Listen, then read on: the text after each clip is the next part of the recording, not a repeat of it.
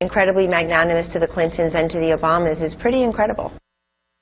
Joining us now, Trump supporter and the former Lieutenant Governor of South Carolina, Bauer. Why is the president-elect spending his day on Twitter spreading false claims and arguing that he won the popular vote? Well, I don't know that they're false claims, but that millions of people voted illegally. We don't have any evidence to support that claim. I mean, that's millions of people. There's been evidence for years. There's been evidence for years that people that weren't on the voter rolls were voting. There's been evidence that people that were actually passed away were still voting. And so that's why for so long conservatives have pushed for voter ID, where if you went into the poll, you had to at least show who you were. And for a long time, people said that's voter suppression. But I don't know the person that exists that doesn't have an ID in this day and time. So you think that there's credence to this claim by Donald Trump that he would have won the popular vote if millions didn't vote illegally? You think that there's credence to this, that this is acceptable? Sure, there is credence to that, and there have been instances time and time again where they have found voter rolls.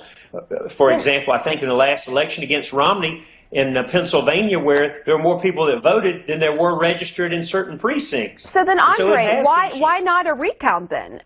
Doesn't this justify a recount? If he actually believes millions of people voted illegally, shouldn't there be a recount?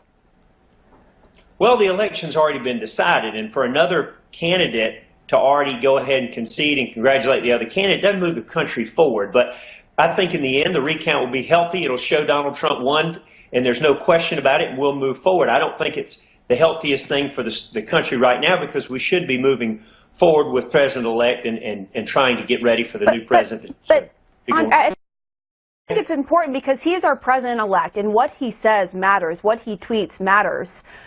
How can you say that the election has been decided, and how can he say that if he believes all of these people, millions of people, voted illegally, particularly when there is no evidence to support that? And there have been very few cases of actual voter fraud that have been prosecuted over the last couple of decades. So how can you say that?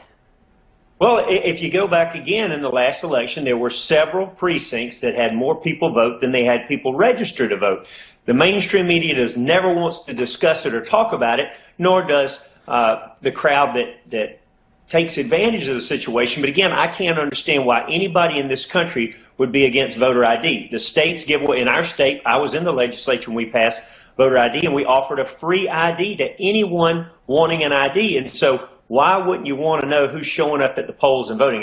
To me, any civilized society should want to say, hey, to vote, we want to make sure you are who you are. You can't get on a plane. You can't check out. There's a multitude of things you can't do without an ID. And so no problem for anyone wanting to do it the right way. But anyway, moving forward, if Jill Stein wants to go in and Hillary Clinton wants to help her with this process, I think it sends a bad message. If you look back to Richard Nixon, there are multiple questions about whether that election was actually stolen from him or not against John F. Kennedy.